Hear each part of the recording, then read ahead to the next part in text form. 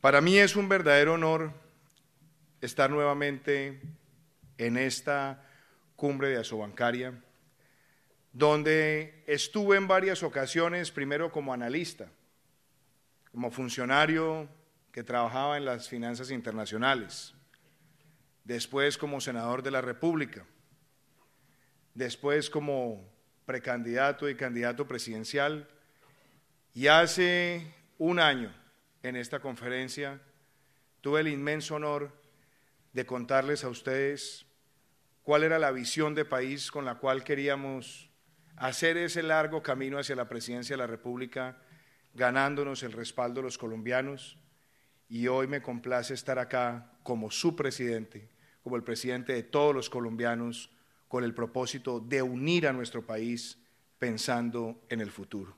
Muchas gracias por este honor.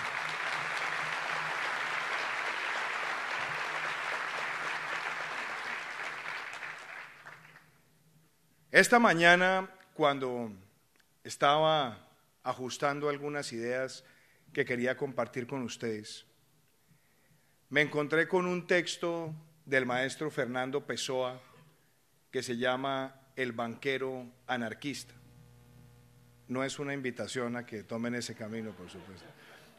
Pero en ese texto, ese gran maestro de la literatura mostraba un personaje que como banquero se planteaba un desafío: cómo enfrentar y cómo reducir la desigualdad. ¿Cómo puede contribuir la banca a la reducción de la desigualdad en una sociedad? Y yo quise plantear esa idea hoy. ¿Cuál es el objetivo que nosotros queremos trazar para nuestro país? En tan solo un año vamos a estar conmemorando el bicentenario de Colombia. Y esa ocasión tiene que servir para que nos planteemos las grandes preguntas que como país tenemos que afrontar. Yo seré presidente por 4 años, pero mi deseo es dejarle a Colombia un programa que no solamente cubra el periodo presidencial para el cual fue elegido, sino trazar una línea de políticas públicas de largo plazo que nos permita hacer grandes transformaciones en nuestro país.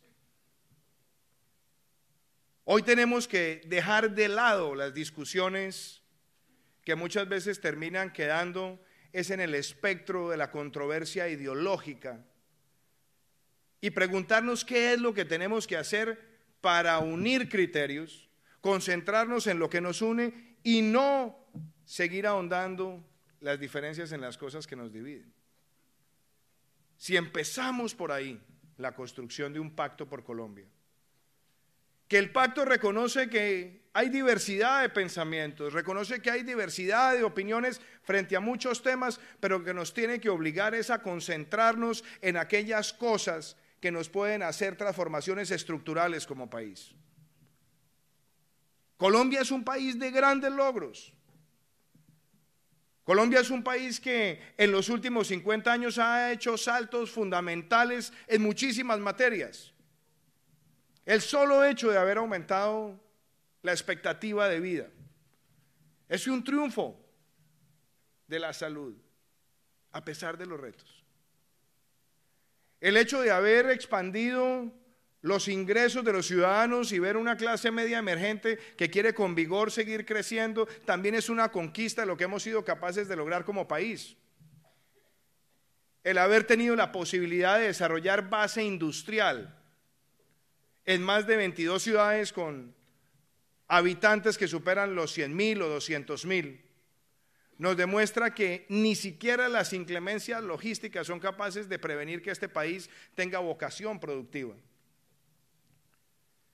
Y esos logros son los que nos tienen que motivar ahora para pensar en cuál es esa sociedad que está por construirse.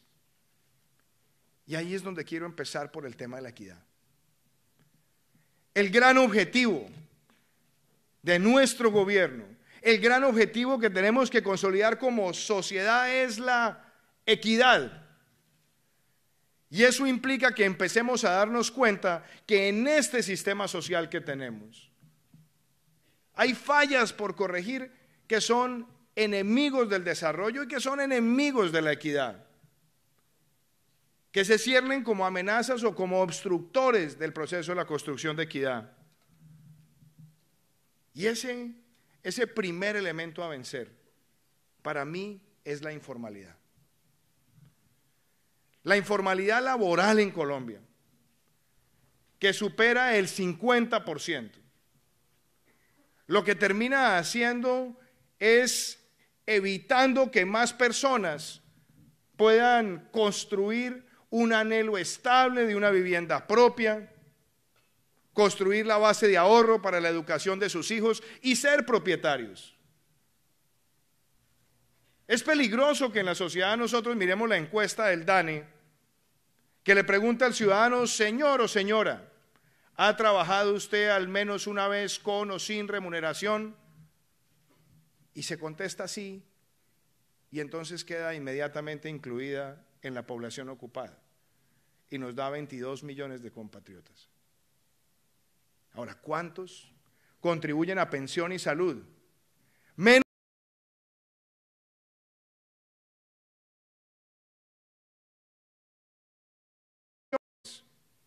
Esa informalidad de largo plazo es una gran amenaza para nuestro país, y por ende lo que tenemos que hacer es no quedarnos en los lamentos, sino enfrentar esa informalidad. Y esa es la informalidad que hoy está afectando la sostenibilidad del sistema de salud, porque no hemos logrado tener más personas en el régimen contributivo que en el régimen subsidiado de manera estructural y seguir aumentando esa cifra a lo largo del tiempo.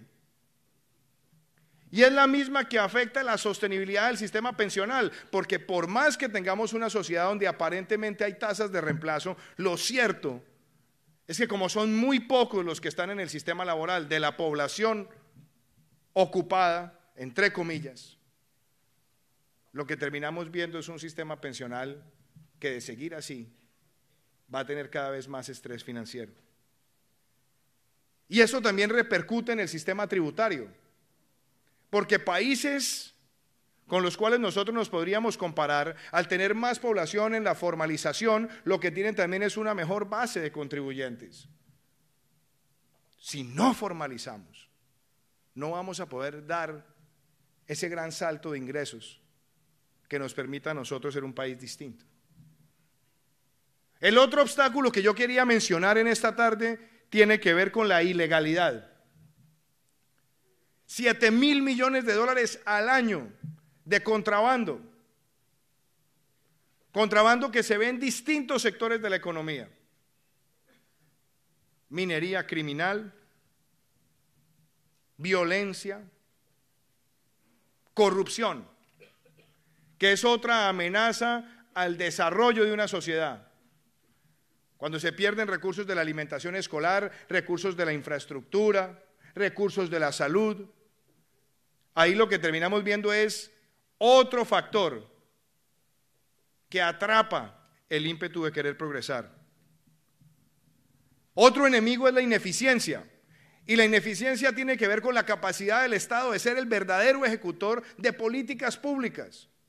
Y duele que el 60% del presupuesto de inversión de nuestro país esté dentro de una clasificación que dice que no son inversiones económicamente productivas, lo cual termina siendo presupuesto de funcionamiento con algún grado de mimetización dentro de la categoría de inversión. Hemos crecido profundamente el monto de subsidios en el país, lo cual debería repercutir de manera ostensible en la reducción de la desigualdad medida por el coeficiente de Gini. Y lo que nos encontramos es que la gran mayoría de subsidios, donde tiene un gran peso el subsidio pensional, la gran mayoría de esos recursos se están quedando en la población de mayor ingreso. Y si miramos también la composición de los subsidios en el caso de los servicios públicos, cerca del 40% se están quedando en los dos segmentos de la población con mayor ingreso.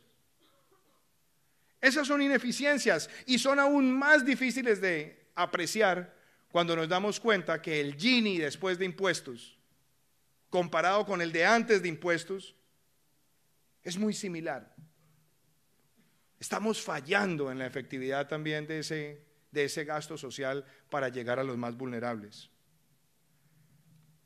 Y el otro elemento de obstáculo que quisiera plantear acá tiene que ver con las brechas. Las brechas sociales a nosotros todos nos tienen que preocupar. Y mirémoslas en el sistema educativo.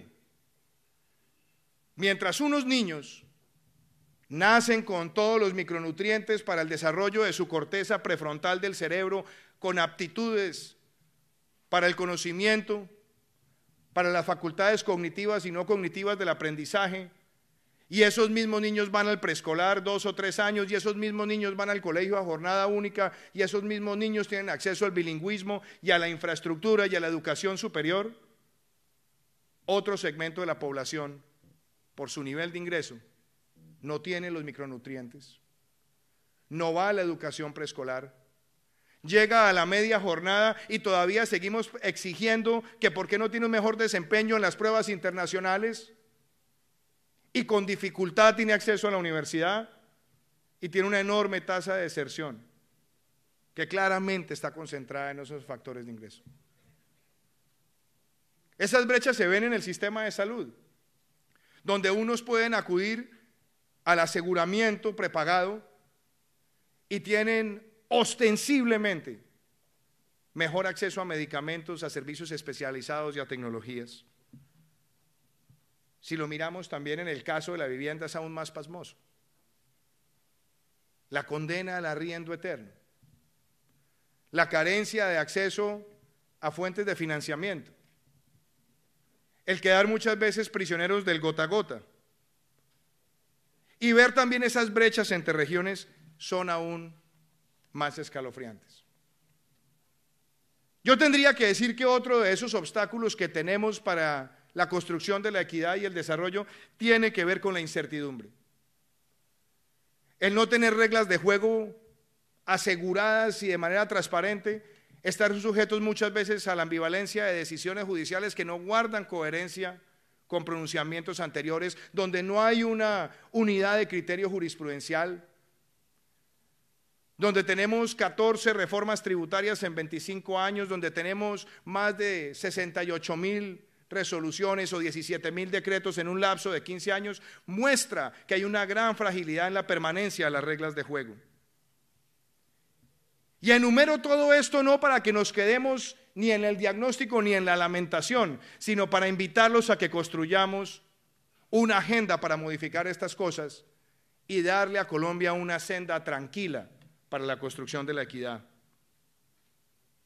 Esa es la esencia del Pacto por Colombia. Aquí no puede haber diferencias ideológicas para resolver estos problemas porque el interés de todos es que podamos tener una mejor capacidad de ingreso en Colombia. Y eso es lo que quiero invitarlos hoy a que construyamos. Eso hace parte de la agenda de nuestro gobierno. ¿Cuál es ese primer reto? La formalización laboral. ¿Y quién formaliza? ¿El gobierno? ¿Por decreto? No. La formalización ocurre en una sociedad donde hay micro, pequeñas, medianas y grandes empresas con el potencial de hacerlo, pero no lo hacen porque están asfixiadas por una carga tributaria nacional y local, por una gran dispersión tributaria, por una presión de trámites y de peregrinaje burocrático abismal. Y por eso nos queremos comprometer con una tarea. ¿Quién ha dicho que un microempresario, un pequeño y un mediano es un rico? Es una persona que tiene deseo, ímpetu, que es una especie escasa en la sociedad porque está dispuesta a tomar riesgos. Y entonces, ¿qué queremos? ¿Seguir perpetuando un sistema donde las talanqueras y los obstáculos son más? No. El Estado no puede seguir viendo al que quiere generar negocio y generar empleo como una fuente de ingresos fiscales. Y tenemos que hacer las reformas que nos permitan en Colombia reducir muchas de esas cargas que impiden la generación de empleo y hacerlas en función de la generación de oportunidades para los colombianos. Ese es el sentido de lo que nosotros queremos con el programa de reactivación económica. Que esa carga se reduzca y genere impetuosamente el deseo de progresar de los que están generando empleo en Colombia. ¿En beneficio de quién? Con un carro, con educar a sus hijos. Si nosotros queremos formalizar, el Estado no puede seguir viendo al pequeño empresario, al mediano empresario, como esa vaca lechera que ordeña para gastar más. Tenemos que hacer ese esfuerzo y lo vamos a hacer en el programa de reactivación económica, reduciendo esas cargas,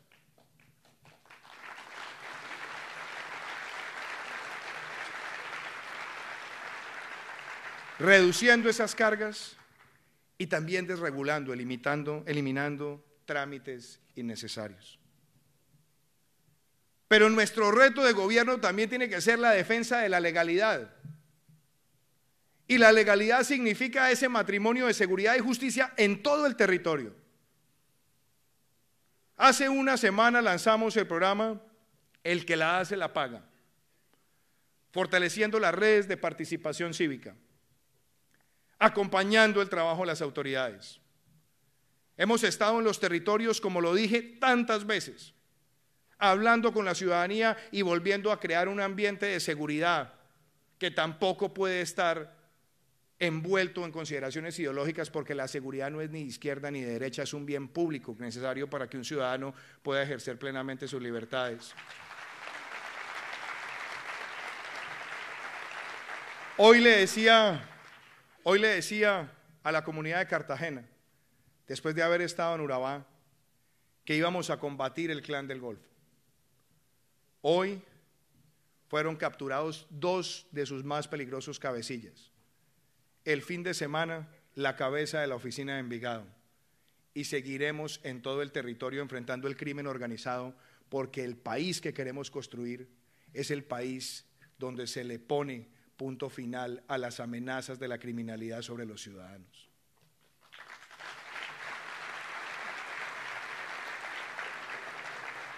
Construir ese ambiente de legalidad, y también se los quiero plantear, requiere que todos aportemos en la lucha contra la corrupción.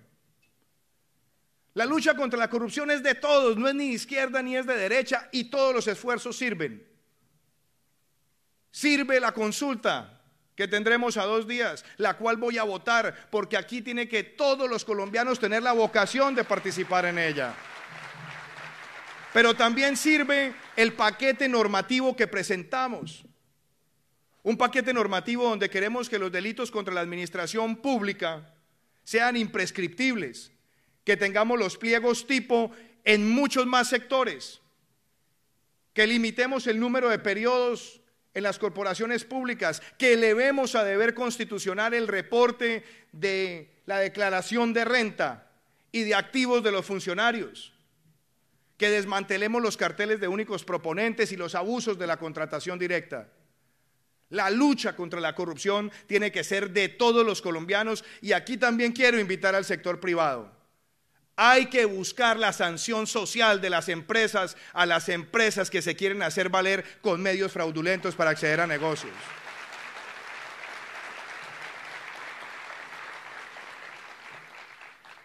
Eso está en la agenda.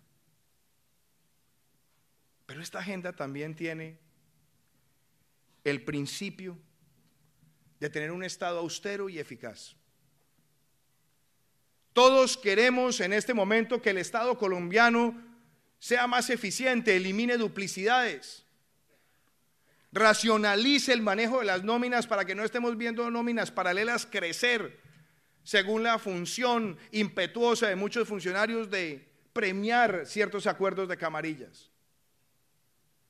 Nosotros queremos que ese Estado austero logre distribuir muy bien las cargas de responsabilidad con los gobiernos departamentales y locales, y acabar tanta peregrinación burocrática, y acabar también con tantas duplicidades.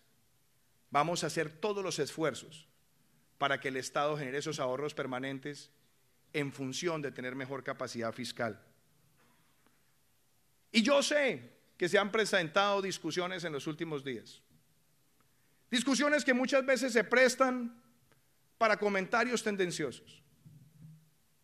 Yo quiero decirles a ustedes que vamos a buscar las mejores reformas posibles en materia de reactivación económica, que nos vamos a ceñir a los principios que están contenidos en la Constitución de Colombia, que invita a que los sistemas tributarios se rijan por 3 elementos: que sean equitativos, que sean eficientes y que sean progresivos. Yo soy una persona de palabra y busqué la presidencia con un programa donde le dije a los colombianos que quería ver la clase media expandirse, y nos vamos a regir por esos 3 principios para que este país pueda tener una reforma al sistema impositivo que nos dé un sistema simple, eficaz, fácil de manejar, pero sobre todo que reconozca el deseo de los más pobres de expandirse a ser clase media sin detener ese proceso. Vamos a buscar un sistema tributario pro empleo, pro formalización, pro ahorro, pro inversión, pro productividad, pro competitividad. Y estamos listos a que esa discusión sea constructiva con todos los que quieran aportar. A mí no me preocupa que haya fuerzas políticas que con ánimo constructivo quieren presentar sus políticas, sus propuestas. Eso es lo que queremos, que todos las presenten y que entre todos las construyamos, y eso es lo que voy a buscar desde el gobierno. Pero tenemos que salir con un sistema tributario que sea orgullo de Colombia. Y quiero tocar allí los retos que tenemos en materia social. Cómo me gusta ver un ministro como Jonathan Malagón hacer una presentación brillante hace unos minutos. Muchos me preguntan, ¿y usted qué va a hacer por los jóvenes? Mucho. Pero lo más importante que se puede hacer por los jóvenes es empoderarlos. Tener un ministro de 33 años que nació en La Guajira, que se ha hecho con excelencia académica y que viene hoy a presentar con lujo de detalles un esquema de financiamiento donde más colombianos van a ser propietarios porque van a tener un sistema de arriendo con opción de compra, demuestra que las herramientas financieras pueden ser ejemplo para cerrar brechas y abrir oportunidades para que más familias construyan el anhelo de ser propietarios en un país donde no han visto esa realidad por años. Lo felicito, ministro Malagón.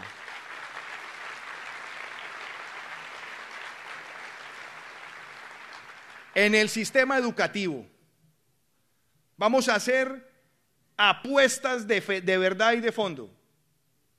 Con la ministra María Victoria Angulo vamos a profundizar los programas de atención integral a la primera infancia. Vamos a buscar todos los recursos que nos permitan también con los entes territoriales, donde además quiero decir una cosa, no hay derecho que con las necesidades sociales de Colombia tengamos parqueados recursos de regalías en los billones que están parqueados, cuando deberían estar siendo empleados para atención de la primera infancia y la cobertura educativa, el acceso a la salud, la atención también del adulto mayor, entre otros. Pero con ella vamos a buscar profundizar esa jornada única, y en ese concepto hay un anhelo para muchas familias colombianas, el bachiller con doble titulación. Que el bachiller, y vamos a ser los pilotos, se gradúe en una mano con el título de bachiller académico y en la otra con el título de técnico al servicio del empleo y de la vocación productiva de las regiones. Eso es transformación social. Tenemos que buscar, doctor Santiago, las herramientas financieras que nos permitan a nosotros asincerar las deudas del sistema de salud y liquidarlas, con un sistema además que nos permita diferir el pago de esa deuda, pero asumirla de manera real, de manera que podamos sanear la deuda que existe con el sistema hospitalario y también hacer las reformas de fondo que nos garanticen a nosotros un sistema donde la calidad también es un elemento para compensar a los aseguradores. Así podría seguir con más sectores en esa agenda de equidad, pero quiero que ustedes hoy me permitan plantear una pregunta. ¿Dónde juega el sector financiero en esta agenda? ¿Qué puede hacer el sector financiero en esta agenda? Mucho. Y mucho si el gobierno lo permite. El gobierno tiene que mirar al sector financiero como una herramienta al servicio de la generación de capital en una sociedad.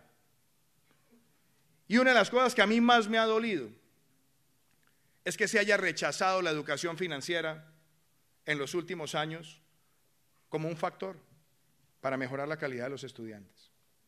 Países como Corea, países como Finlandia, países como Singapur, países como Chile han buscado la transversalidad de la educación financiera y no como pretendieron algunos con ánimo desdeñoso diciendo es que esa es una educación al servicio de los banqueros. No, señor, es una educación al servicio de un ciudadano informado que sabe ahorrar, que sabe escoger sus productos, y un país que sabe ahorrar es un país que sabe construir futuro. Por eso queremos que la educación financiera como eje transversal haga parte de nuestra agenda de formación integral de los estudiantes en Colombia.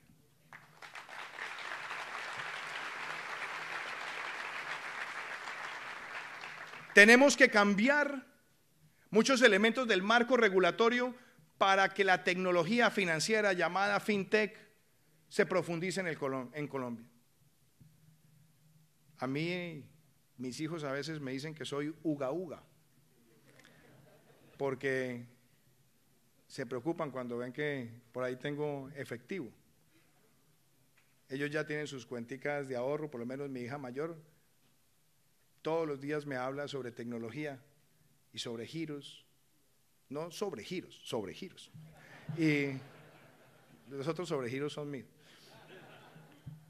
¿Y qué me doy cuenta? Que la forma de incentivar menos efectivo no puede ser con la represión, no puede ser con normas rígidas, no puede ser el castigo y la persecución normativa. Se necesita es que la tecnología esté al servicio y al alcance del ciudadano.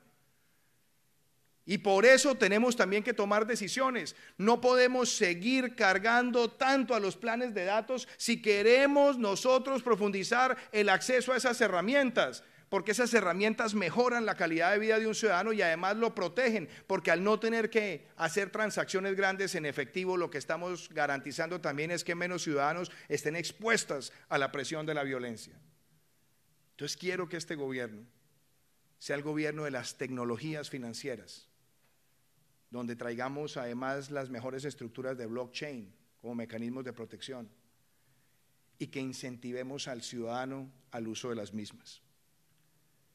No la queremos jugar para que tengamos plataformas para los pequeños y medianos empresarios como el crowdfunding, y no podemos seguir haciendo regulación financiera por sospecha, que todo es captación ilegal.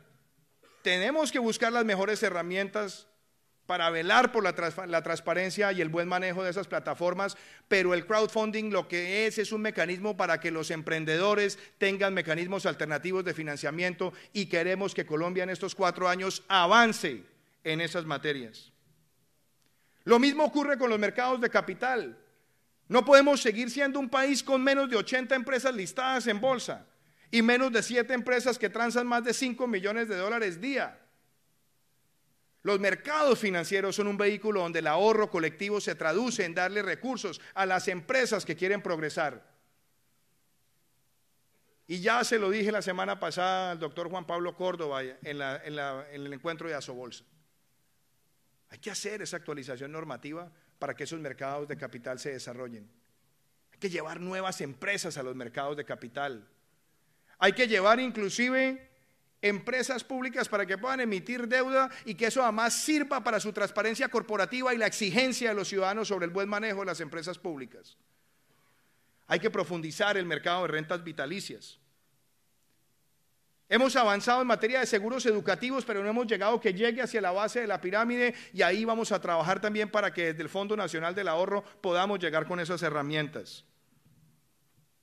Hay que sofisticar los productos del Banco Agrario en plazo, en tasa, con corresponsales no bancarios y también que lleguen nuevos esquemas de financiamiento a las zonas rurales que además terminen siendo la derrota del gota a gota.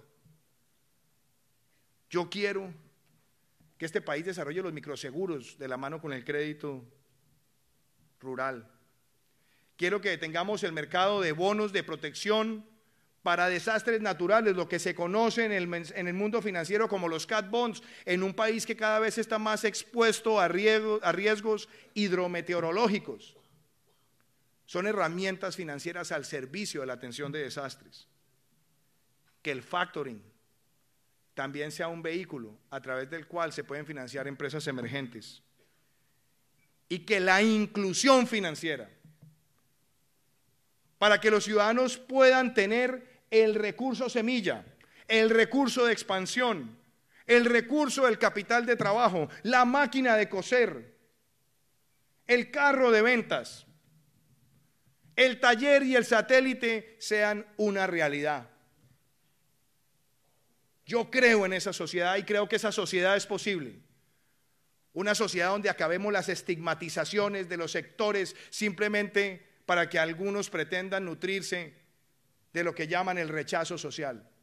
No, aquí lo que queremos es un país donde la sociedad civil, el sector privado y el Estado jalen para un mismo propósito. Y ese propósito tiene que ser la equidad. Vamos a ser el gobierno que siente las bases para esa justicia social, con las políticas que les hemos planteado, con un plan de desarrollo que lo vamos a construir de abajo hacia arriba, en las regiones, en los territorios, con los talleres Construyendo País. Todos tenemos que preguntarnos qué es lo que vamos a hacer por Colombia. Y lo tenemos que hacer. Yo he dicho que yo no tengo contendores políticos, ni reconozco enemigos. Yo quiero unir a Colombia en estos propósitos comunes y estoy seguro que el sistema financiero, con esta línea de política pública que acabamos de presentar, puede ser un socio para ese propósito. Muchísimas gracias.